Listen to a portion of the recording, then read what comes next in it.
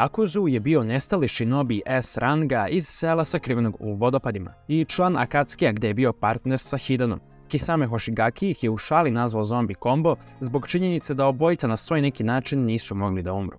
Kao što već znate, Čarobna knjiga je već duže vreme partner kanala i hvala im na tome. Linkovi su u opisu. Do sada sam uzimao samo mange jer to je ono što me je najviše interesovalo, naravno, ali i ovoga puta odlučujem da uzmem i jedan strip Marvelov. Čarobna knjiga je na početku prevodila samo stripove i knjige, pa tek onda mange pre nešto više od godinu dana. Strip koji sam uzeo je fantastična četvorka životna priča. Nisam do sada čitao Marvelove stripove, nisam toliko upoznat sa herojima, pa sam odlučio da uzmem nešto za početak da vidim kako će mi se svideti. Strašna nesreća daje četvorki velike moći i upliće ih u kreiranje istorije njihove planete. Ali kako godine prolaze, 4 junaka sa mukom pronalaze svoju ulogu u svetu koji se ubrzano menja. Pred vama je sjajna retrospektiva života fantastične četvorke, života kakvi bi bili kada bi članovi najslavnijeg Marvelovog superherojskog tima zapravo starili kroz decenije. Međutim, morao sam da uzmem i novu mangu, Deadpool Samurai ima samo 2 nastavka i već je završena. Heroj koji se do sada pojavljivao samo u stripovima sada se nalazi i u mangi Sanshiro Kasame. Ovo je savršen spoj likova iz američkog superherojskog žanra i klasične shonen mange. Jako smešna manga, sviđa mi se humor, klasičan Deadpool humor zapravo, sve preporuke da uzmete ovu mangu, a za strip javljam utiske kada pročitam.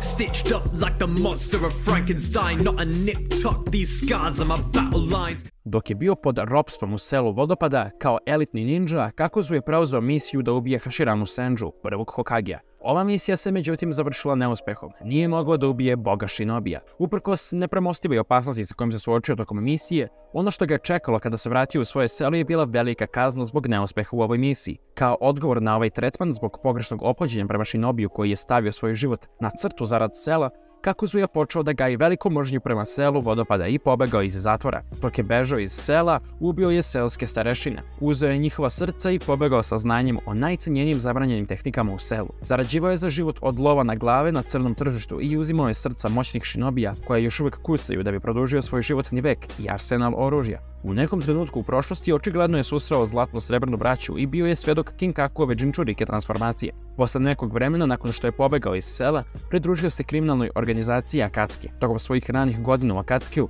imao je najmanje 4 partnera i svakog je na kraju ubio zbog svog kratkog temperamenta. Koristio je njihova srca zabranjenom tehnikom. U animeu on, Itachi i Conan su imali zadatak da ubiju jednog besmrtnika, za kojeg se na kraju ispostavilo da je Hidan. Hidan je uspeo da uništi jedno Kakuzovo srce. Videvši njegove sposobnosti, Akatsuki umjesto da ga ubije regrutovao Hidana. Kakuzo je na kraju bio uparen sa Hidanom koji se zainteresovao za njega kada je shvatio da je i on nekim delom besmrtan. Njih dvojica su postali dobri partneri iako se međusobno nisu podnosili.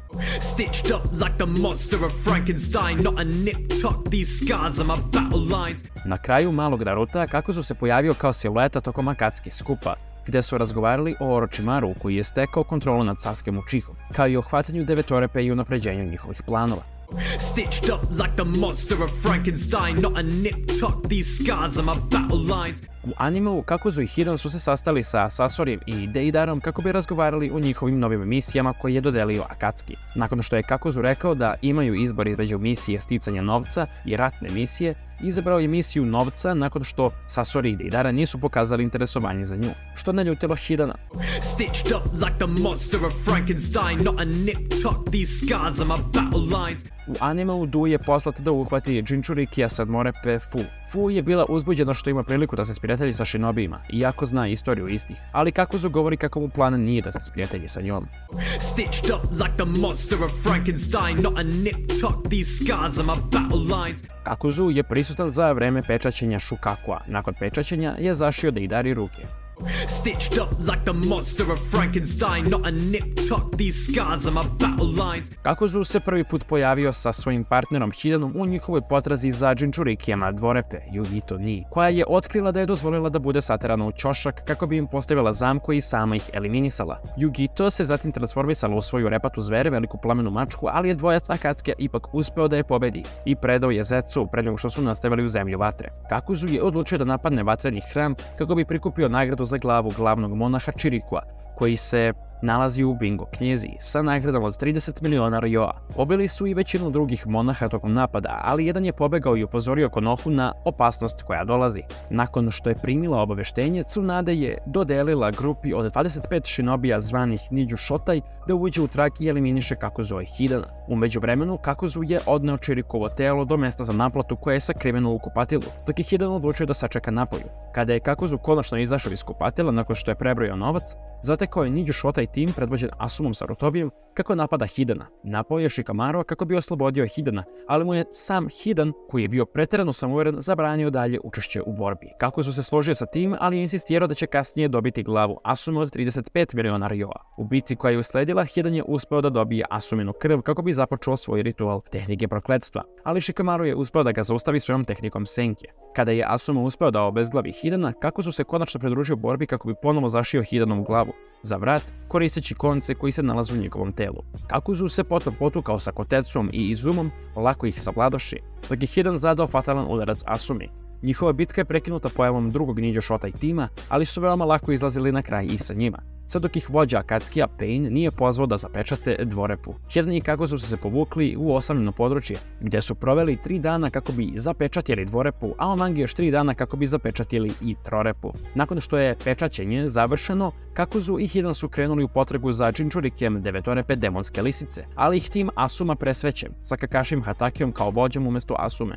Shikamaru je koristio Asumine čakra noževe kako bi uhvatio oba člana Akatsukiya odjednom pomoću trika, ali je Kakuzu unapred otkrio taj trik i koristeći svoju ruku oslobodio se. Zbog svoje sposobnosti da očvrsne svoju kožu, Kakuzu se pokazao u velikoj meri neranjivim na napade. Kakashi je međutim bio u stanju da analizira Kakuzove pokrete rukama i probada Kakuzovo srce Reikirijem. Iskoristio je slabost njegove zemljane tehnike naspram Kakashijeve munjevite. Iako bi ovaj napad obično bio fatalan, Kakuzu je imao 5 srca, sada 4 u svom telu, i tako se poprilično brzo oporavio. Napada sada on Kakashija. Skidajući ogrtač otkrio je 4 maske na leđima, od kojih je jednu slomio Kakashi. Svaka maska je imala srce unutar sebe. Slomljena maska je dala svoje srce Kakuzu kako bi ga održalo u životu. Ove 4 maske su se otrgnule sa njegovih leđa u zasebne celine, a slomljena je nakon toga nestala. Svaka maska je bila u stanju da napadne specifičnim i moćnim elementarnim napadom, čineći Kakuzu skoro previše jakim za tim 10. Dok je Kakuzu nameravao da zameni svoje izgubljeno srce Kakashijevim, Shikamaru je odvukao Hidana sa bojnog polja u neku šumu svojom tehnikom imitacije Senke u borbu 1 na 1.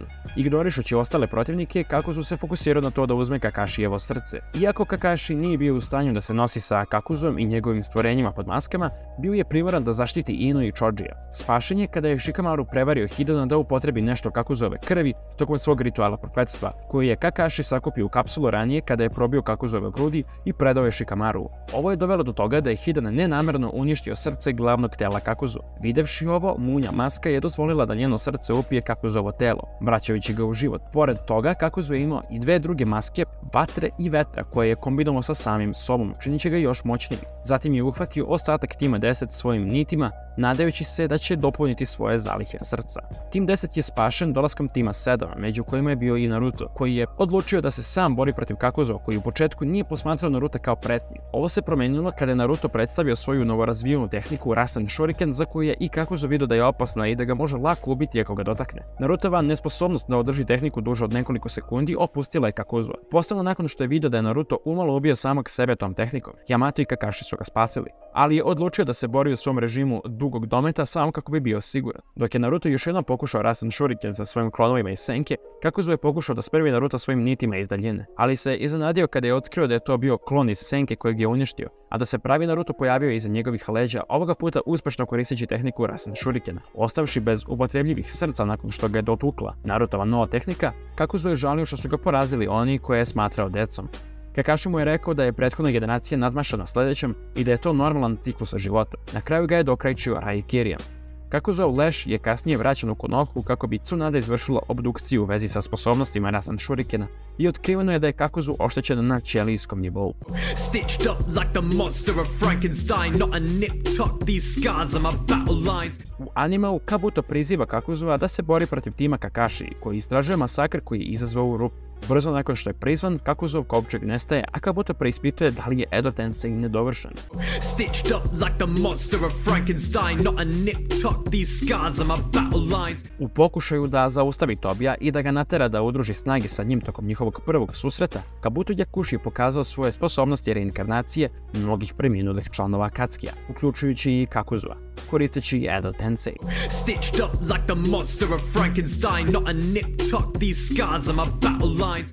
Mobilizujući se zajedno sa Itachijem kada je počeo četvrti svetski rat Shinobija protiv savezničkih snaga, Kakuzu nosi nepokretnog Nagata na leđima, odvajajući se od njih dvojice dok se selio na obalu zemlje Munje. Kakuzu izlazi iz mora među armijom belih Zetsu, boreći se sa protivničkom prvom divizijom, dok svojim nitima guši više Shinobija. Ubrzo nakon toga Kakuzu baca pogled na Kinkakovu transformaciju, primetivši da je nije video veoma dugo. Suočen sa sadašnjom generacijom Inoshika Cho tima, on iz Shikamarovog prisustva razaznaje da je Hidan verovatno obezglavljen, ali i da je još uvijek živ jer nije bio među reinkarniranjem. Dobivši svoje peto i poslednje srce, Kakuzu oslobađa svoje maske kako bi ispunio svoju ulogu pijuna. Zatim primećuje da, iako su srebrno-zlatna braća zarobljena, oni su ironično već posjedovali zlatni i srebrni deo sa suprotne strane, misleći na Dana Katoa i Asumu. Baš kada se njegove maske asprošuju, Izumo i Kotetsu odsecaju ruke Kakuzu pre nego što su ga zarobili u lance, dok je govorio kako ima naviku da zaboravlja ljude čija glava ne može da mu donese novac. Pobegavši svojim otmičarima dok ga on jure,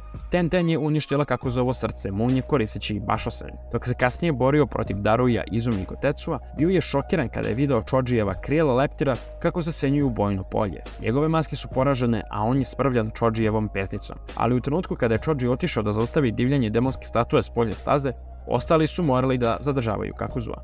Stitched up like the monster of Frankenstein, not a nip tuck, these scars are my battle lines. Opozivanjem zabranjene tehnike Edo Tensei, reinkarnirano telo Kakuzua se raspalo, a njegova duša se vratila u zagrobni život. To je to što se tiče još jedne životne priče. Uskoro završavamo sa članovima Akatsukiya, OG članovima Akatsukiya. Verovatno je sljedeći Zetsu, ali ako vi imate neki drugi predlog, slobodno pišite u komentarima. Do sljedećeg klipa, pozdrav! Stitched up like the monster of Frankenstein, not a nip tuck, these scars are my battle lines. My rampant anger causes tremors like I slammed an anchor, and I fix up any single wound without a bandage plaster.